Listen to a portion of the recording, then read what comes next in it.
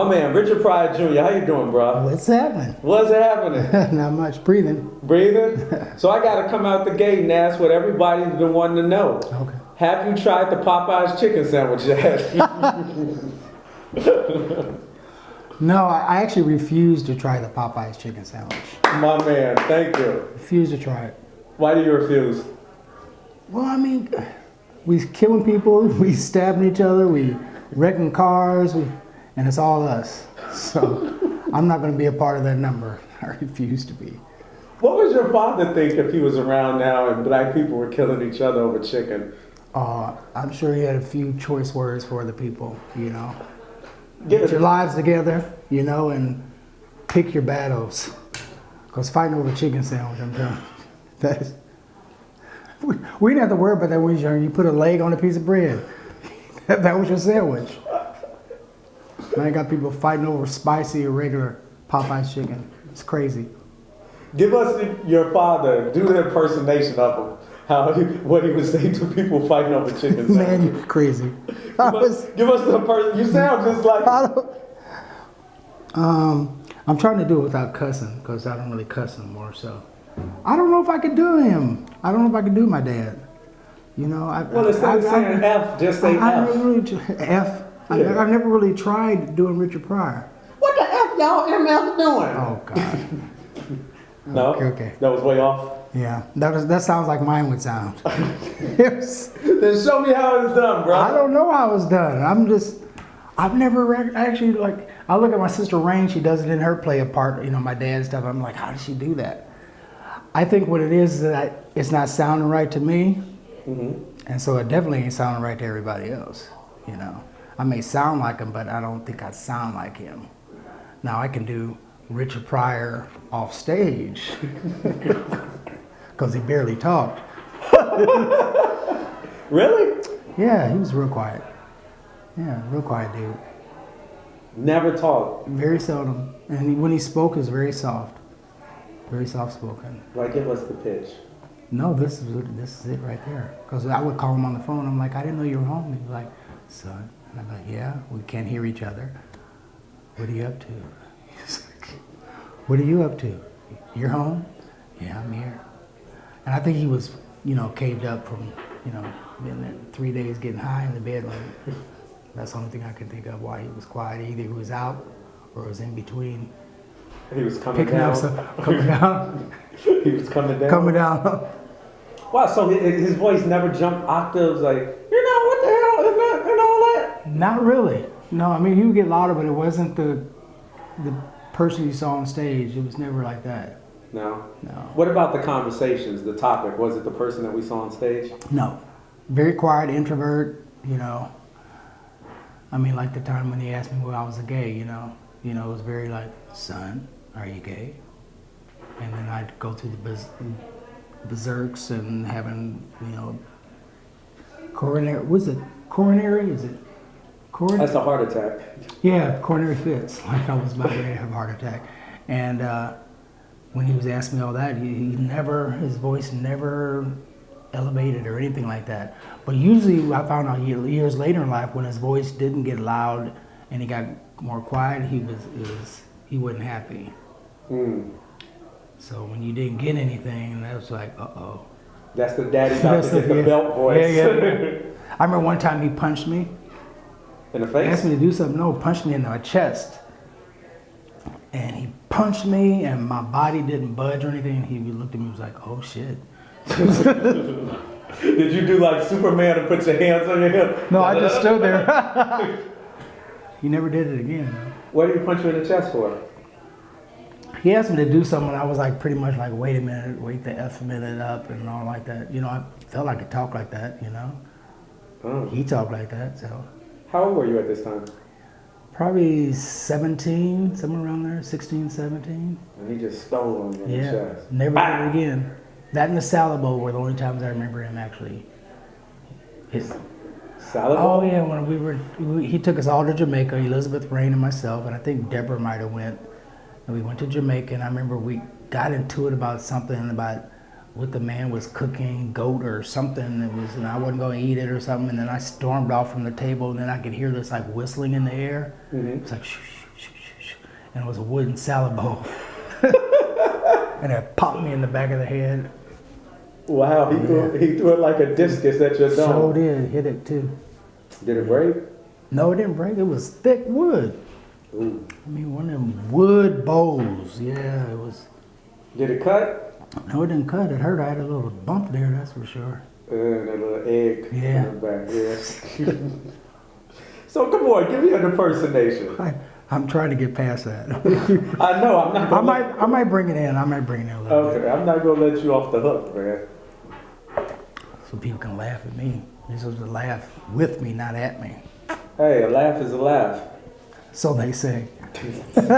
Laugh is always a laugh. What was it like growing up with your father being the most famous comedian at that time, or of all times?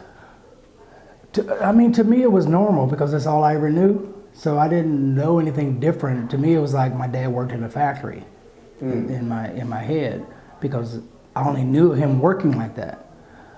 When I would meet his other celebrity friends that did movies, I was starstruck, because it was like, oh my God, this is Billy D. Williams, this is George Burns and stuff, and it wasn't like that with Dad. It was like he was just doing a regular job. I never looked at him like that until I started touring with him on stage.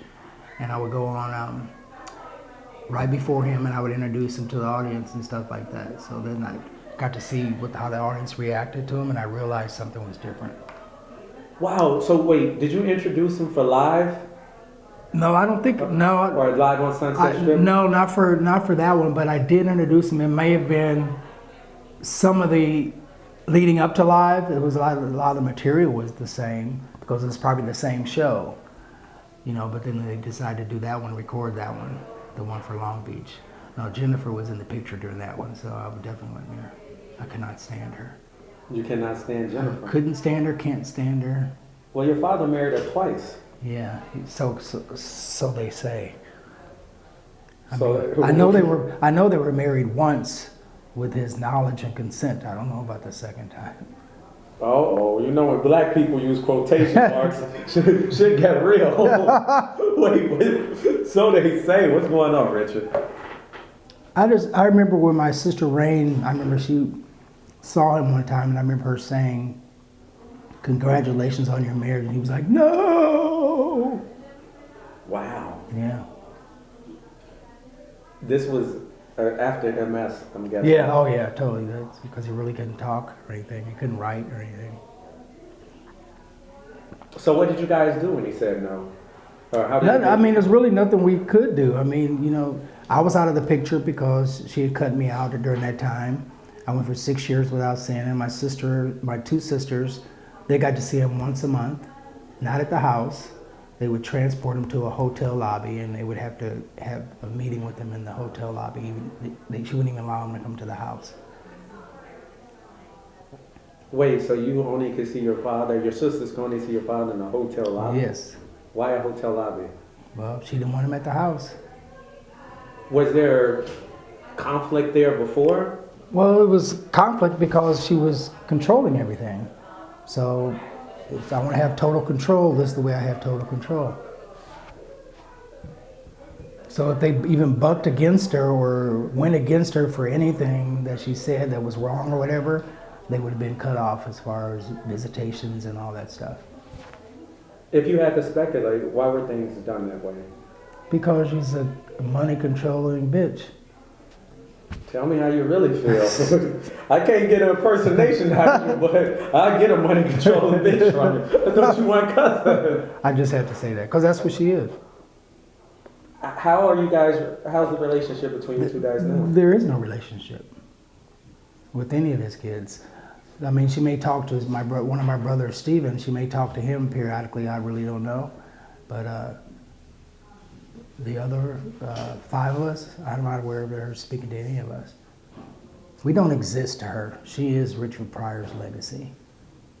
When your father passed away, did you speak to her or have any contact with her? We did when we were at the funeral and stuff, but then she was also paranoid about that, about all of us colluding together because we're all at one house. You guys are like trying to gang up on me, and just the paranoia really just seeped out through the phone of her being worried about everything. And then my dad's funeral, we all sat together, and a seat assignment, so where we're supposed to sit, except for Elizabeth and Rain. She had them on the other side, sitting by themselves. So she had a way of like still trying to manipulate and do everything the way she wanted. So Separation. it was a real divide and conquer. Oh yeah, it was horrible. Yeah. So everyone, siblings, were sitting on separate sides. All of us were sitting together except for two of the siblings, Elizabeth and Rain, because she was upset at them at the time. So when she was mad, if she's mad at you, she's going to let it be known that she's mad at you. And I have this under control. This is what I'm doing because this is me. This was my husband. And that's the way she did everything. All right, brass tacks. Let's get down to it. Where'd the money go? Because I'm pretty sure your father... Went to her. Everything. His name and likeness, everything. Name, likeness, that nigga's crazy. There's not even a trust or anything. Everything goes to her. There was no will? Nothing. There were wills, but they were all amended. She was power of attorney, so she was Richard Pryor. Wow. Nothing. She was Richard Pryor. Have you and the other siblings discussed this? Well, there's nothing to discuss. I mean, there's nothing we can do about it. I mean, one sister Elizabeth tried to intervene, and she ended up losing it. And she's entitled to nothing if we ever get anything. She gets nothing? Nothing. Because she lost. Oh, she went to court for it, Mm-hmm. and she lost in court, so she gets nothing. Mm-hmm. But you have the rare distinction, you have the name. I have the name, but they can't take the name. They can't take my name away, but his name and likeness, all that, she has control of all that. So the movie about his life, who has control over that? She does. Do you guys have any No. input? Nope, none whatsoever. That's why if it's ever made, it's not going to be an accurate depiction of my father's life. It's going to be about the white shining armor, her coming in, riding in on a horse and saving his life. Have you been consulted? No, we just know we have no right. We haven't had any rights to it this far. And we've tried to say something about even the biopic when Lee Daniels was working on the project. I remember him even calling me, trying to get me to play nice so I wouldn't stir up the pot and everything. All under her direction, I'm sure. So to your knowledge, where is the movie now? Because, I mean, I've been hearing about this biography for like 5-10 years. I think you're going to continue hearing about it until it comes in the right way. If it gets made by her, it's not going to be an accurate story. So that's what you're dealing with. You're dealing with, if you want a story out there, it may be a good story and stuff like that, but it's not going to be the accurate story. So I think if it comes out, it may make some money and all that stuff, but it's not going to be what it should be and what it could be if you would have included his children and family in it. Who do you think should play your father if the movie's ever produced? That's a tough one. That's a tough one because you look at people who can mimic him and look like him as far as what he did on stage, but can that same person portray him off the stage? Because it's like, do you want the caricature Richard or do you want the real Richard? You know, and so many people are used to seeing the person on stage that they don't know anything really about the personal guy that goes through the quiet introvert. They don't know anything about that person. So how are you going to allow that to come through? How is the writing going to be to where you actually see the real person, not the person that's always on stage? So who plays that? I don't know. Give me top 5. Well, top 5, one of my persons would have been Michael Epps. I know my sisters and everything fell out with him because I remember he was one of the people that helped my sister Elizabeth financially when she was trying to fight Jennifer. And then he ended up going back and she was even talking about, yes, he went to the dark side or whatever and now he's back or whatever. But you have to look at Hollywood, the game of Hollywood and what people want, and you know, they want this job, what are they going to do for it in order to get it? You know, so that's one. That's one. I can't really, you know, I remember one time I was like Nick Cannon, but I remember Lee Daniels told me that how he jacked up his interview audition So his audition wasn't really good. I would have liked to see what maybe he could have done with it. Whoever does it, I just want to see authentic Richard Pryor. Do you think that's possible? It's possible. I mean, if it depends. I mean, when you're doing his stand-up routines, a lot of people emulate him, so I'm not concerned so much about that part. It's the private part of his life. That's the part I'm concerned about. Somebody being able to go into that darkness without it looking like you're acting and looking like that you've taken on that role and you are that character. That's what I would love to see. And there's not many people out there. I mean, it's like singers now. Who can really sing? How do you think your father would want his biography to play out? A true depiction of his life. You know, he's always been an open book, so I think that his biopic should be an open book. You know, like my book is. It's like the glitz, glamour, and the gutter. You know what I mean? So you have to show it all, and to actually portray someone's life and who they are as a person, and what made them who they are today, and why are they like this, and what did they go through, and what did they have to endure in order to get to the place of stardom where they're at, that people see on stage, but also that darkness that's behind that. You know, we talk about the things that we go through. Most comics do, if they want to succeed, talk about personal things within their life that they've gone through that are very dark. They just have a way of twisting it to make people laugh and think about it, you know, so that everybody's not so uncomfortable. Yeah. You know, and him being able to portray that, the person who does that, being able to portray that. You went to your Get the Belt voice. Yeah. I'm Barry White. So after your father's reign, Eddie Murphy comes along. How did your father feel about Eddie Murphy? My father liked Eddie Murphy. I remember one time my father told me I'd really like him a lot if he stopped stealing my, you know what, my material. Your father felt Eddie Murphy? Yeah. Yeah, just stop stealing my stuff. I'd like him a lot if he stopped stealing my material. What did he say specifically? He didn't say specifically what it was as far as the material, which material it was, but he definitely said it. How was their relationship on the set of Harlem Nights? I never was on the set of Harlem Nights, so I'm not really sure if it was strained or if it was, you know, how it was. Because a lot of times when you do films, you know, you can't stand people you work with, but you do the work. Cha-ching. I've been there before, so, you know, I know, but I'm not sure as far as how the relationship was during that time. I do know I hear like the accolades that people give and talk about how much he meant to them, and I know that when I was going through a real rough spot, I remember I had a friend of mine who was reaching out to certain people who claimed that, you know, my father was everything to them, and not one person responded.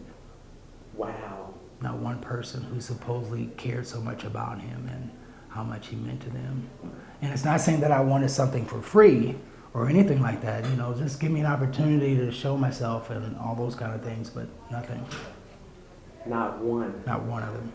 And you reached out to comics or industry people? Industry people in comics. Yeah. Welcome to Hollywood. Out of sight, out of mind. You know, there's nothing Richard can do for me now, so they could care less. Was the Hollywood scene that cold? Yeah, it was that cold. I mean, I remember going through a period of my life when I, you know, had to be on food stamps and stuff. And not one person was there, like, you know, somebody, you know, throw me a bone with a little shred of meat on it or something, anything. They didn't even leave you to meat on toothpick. No, nothing. Yeah. How'd your father feel about Red Fox? Because he was Oh, my father liked Red Fox, yeah. I met Red Fox through my father and Deborah. I remember meeting him in Las Vegas. And I was like, oh my God, I've never heard somebody so dirty in all my life. And it just shocked me because all I saw was Sanford and Son. You know what I mean? So you're seeing Fred Sanford and you're hearing, he's not doing the, oh no, I'm coming, Elizabeth. And that man's mouth was like, I was like, oh my gosh. I thought my dad was dirty. Yeah. What was it? Was this the time he was doing the wash your ass material? I don't know. It was dirty. This wasn't even on. He wasn't even on stage. He was just talking to us in the casino. Oh, this wasn't. No. Yeah, he was going in. Was it a lot of profanity, or was it, Yes. or was the topic? No, it was a lot dirty? of profanity. Topic, profanity, everything. It was just there. And this was the first meeting. First time I met him. Wow. Was he? I read Pryor's Convictions, another license, your father's book, and he said Red was a stone cold player. He either had a 22 with him or a switchblade at all times. Oh, I believe it. He struck you as that kind of character. Oh, yeah, I believe it. St. Louis. Yeah. You know what I mean? That's that era. St. Louis can come from St. Louis. Oh, yeah. But you know, them lights and cameras change people. Well, they change you, but you know, that ghetto's still there. It's in there somewhere. You just got to tap into it. Would he strike? He struck you as the ghetto type, or? No, he struck me as a person who could get down and not play. Yeah. Who was your father's best friends? Who was his running mates at this time? Or did he have any that were well known? The only person, not really well known, the only person I could think of who was always around my father was David Banks, who was one of his producers, who was always around. And that's the only person I can say that was a constant, that was always there, was David Banks. You had people that would come and go, but David Banks was always there in his life. What about Damon Wilson? I hear stories your father and Damon Wilson used to party a lot. Lamont on I don't know about that. They may have. I know a lot of people came through those doors of the house. I know that much. Were you at some of those legendary parties? Well, I wasn't at the parties, but I was there seeing people arrive. And when you got people arrive and don't leave, you know. How long would they be there for? A long time. You're talking about all-night parties and stuff, yeah. Were you there at the infamous car murder where he shot the tires off the car? No. I remember Deborah and I were talking about that. She was talking about the car. Not too long ago we were speaking about it, and how she was, I'm going to leave, and her and her girlfriend got ready to get to the car, and he just came out and just started shooting at it. Were they actually in the car? Getting in the car when he started, yeah. Oh, so they were like close. Yeah. They could have caught a little shrapnel. Coulda. Yeah. That's love. That's also crazy. Hey, they go hand in hand depending on who you ask. Yeah. Were you ever around when Jim Brown was around? Oh, yeah. Jim Brown was around a lot, especially after my dad had his burn accident. He was always around. Jim was cool. He was cool. Talk to me about their developing a studio. Well, it was the studio. It was called Indigo Productions, and it was on the Columbia lot. And I used to actually work at the office, and it was, I think his name was George Jackson, I believe it was, who was like the head of it. Jim Brown was there. Jenny Ford, who did all the accounting, and because I worked in the office with her. And it was just a great office, you know, them getting projects together. Because I remember before they did JoJo Dancer, I remember Vanessa Williams coming in the office and auditioning, I remember. And I remember I was just like, oh my God, it's Vanessa Williams. Yeah. You know, but Miss America, it's right after she gave up her title and everything. It was like, wow. What role did she audition for? I think she auditioned for the role that, I think it was the same role, I think it was the role that Debbie Allen got, I believe. I believe it was that role. I'm not for sure, but I believe that was the role that she was auditioning for. How'd the studio do? Because they only put out one movie, JoJo Dancer. What happened? I don't know if it was a thing where the wrong people in the right positions, or you know, or what exactly it was, or whether or not my dad just didn't want to do it anymore. I'm not really sure exactly what happened in that time period that transpired that caused it not to go forward with filming more films. I believe that they probably turned down some films that they could have kept. That probably would have made it big as far as mainstream or something like that. But because I remember scripts came in all the time, because I used to actually read scripts for my dad, and he'd ask me, you know, what do you think about this? And then I started getting too deep, like too black on the stuff, like this brother ain't doing. He said, okay, you could hold up a little bit on that part. You can, you know, just read the scripts. Yeah. I once heard Jim Brown say in an interview that they passed on Purple Rain. I think they did. I believe they did. Was that one of the scripts you I read? believe they, I don't remember. I read a lot of scripts. Because I can see you right now. I would die for you. What the fuck is this? I can see you read that now. And That's you pick crazy, her up yeah. on a motorcycle. Yeah. Yeah. What scripts did you read that were produced? I can't even remember. Hmm. You know, all I remember is JoJo Dancer, because that was like in the forefront as far as films go. But the others, I don't remember what the scripts were, whether or not they were the same names or different names, because a lot of scripts are under different names, pseudonyms and all that, so I'm not really sure. Were you involved in a production of JoJo Dancer? No. I actually worked on the Color Purple in production during the same time period. How was that? Tell us about that. Oh, that was great. I mean, it was other than the times I was coked out of my mind, but for the most part, it was really good for what I could remember. I mean, like working with Whoopi and Oprah on her first film, Kuswa, Danny Glover, Radon Chong, Margaret Avery, all those people, the late Adolph Caesar. Working with all those people was a great thing. Meeting Alice Walker. I remember Alice Walker even did my tarot card reading and all that kind of stuff. And yeah, so those were nice memories. And Lawrence Fishburne, remember he was on it. And he was one of the people that remember from years ago, because I worked I had like a small role or an extra role or something on some show called Ambushed Murders. And I remember he was in it, and he remembered from that from years ago when I was doing like extra work. Yeah. Wow. So that was kind of crazy. And Willard Pugh played Harpo in it. He was a real nice guy, and we recently reconnected and speaking on the phone every now and then. And what capacity did you work on the Color Purple? I did production, so go for here, go for that. So you were a PA. Mm-hmm. How'd you get hooked up with that position? No, I just went in and interviewed and everything. With Gerald Mullen, who was the unit production manager, interviewed with him and got the job. Because I'd already done some PA work on some of my dad's films. So it wasn't like I was going in and blindly not knowing what to do. Was that something you planned on doing, going into the production side of the business? Or did you always want to be in? I always wanted to be in front. Okay. I mean, I enjoyed working just on a set period. I enjoyed working like that. But my dream was to be in front of the camera. I know you sing, act, what else? I'm now an author, so. Author? Yeah.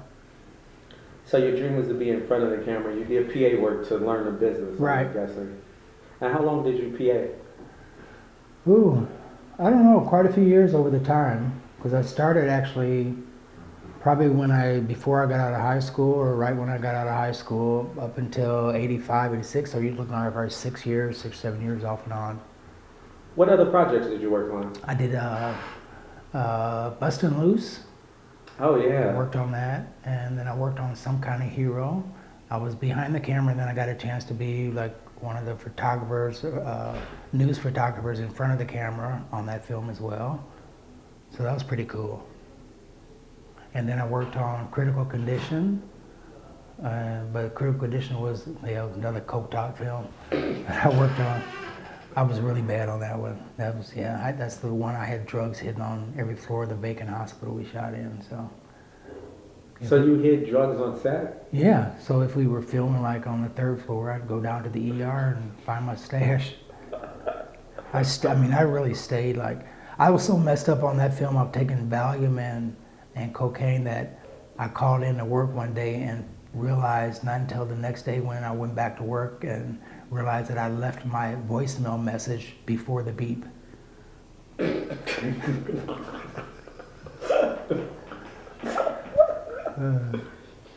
That's some fast talking there. That is some very fast talking. What led to the cocaine abuse at that time?